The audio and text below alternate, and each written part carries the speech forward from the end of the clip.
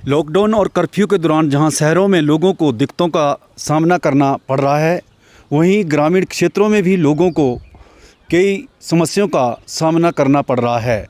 आइए जानते हैं प्रधान ग्राम पंचायत क्रिया से कि वो इस बारे क्या बोलते हैं। जी नमस्कार, मैं प्रधान ग्राम पंचायत क्रिया। जैसे कि जो लॉकडाउन की अवधि है, जो पहले 3 घंटे की थी, उस दौरान लोगों को थोड़ा सा दिक्कत ये होती थी कि जैसे दूर क्षेत्र से आने वाले लोगों को बड़ी प्रॉब्लम आ रही थी। तो उस अवधि के दौरान वो उनको रोज़मर्रा की जो ज़रूरतें थी, जो सामान था, उसमें थोड़ा सा कठिनाई ये हो रही थी कि वो जब तक पहुंचते थे तब तक उनका लॉकडाउन का समय ख़त्म हो रहा था। तो अभी 5 घंटे का कर दिया है, जिससे कि लोग जो है आसानी से आराम से अपना सामान जो है वो दुकानों से ले रहे हैं और उसी की मतलब कि एक लॉकडाउन और कर्फ्यू का पालन करते हुए ही वो अपने घर तक आराम से जा रहे हैं। और सरकार ने और प्रशासन ने और पंचायत स्तर पर भी हमने इस तरह की सुविधा करवा दी है कि उनके घर द्वार ही उनकी ज़रूरी चीज़ें जो है, ज़रूरत का जो भी सामान है वो वहाँ पर ही मिले।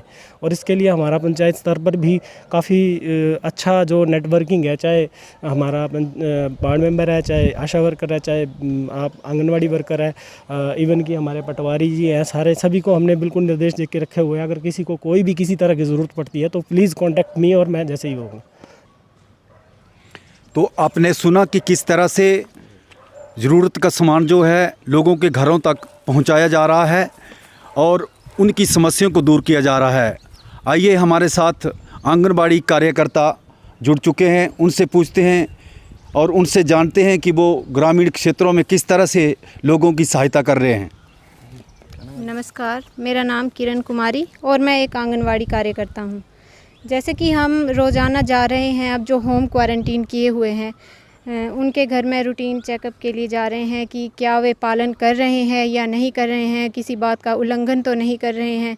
तो जैसे जैसे हम अब 9-10 दिन हो गए हैं डेली जाते हुए, तो यहाँ तो क्रिया में कहीं भी ऐसा नहीं पाया गया कि किसी ने उल्लंघन किया हो किसी भी बात का। और अगर ऐसा कुछ होता भी है तो हम सीधे ही अपने पंचायत प्रधान को इस बारे में इन्फॉर्म कर देते हैं कि कहीं पे किसी को ज़रूरत है या नहीं है, या कुछ भी उल्लंघन हो रहा है, इसके बारे में हम इनको बता देते हैं। तो आगे ही फिर अपनी तरफ से वो कार्रवाई कर लेते हैं।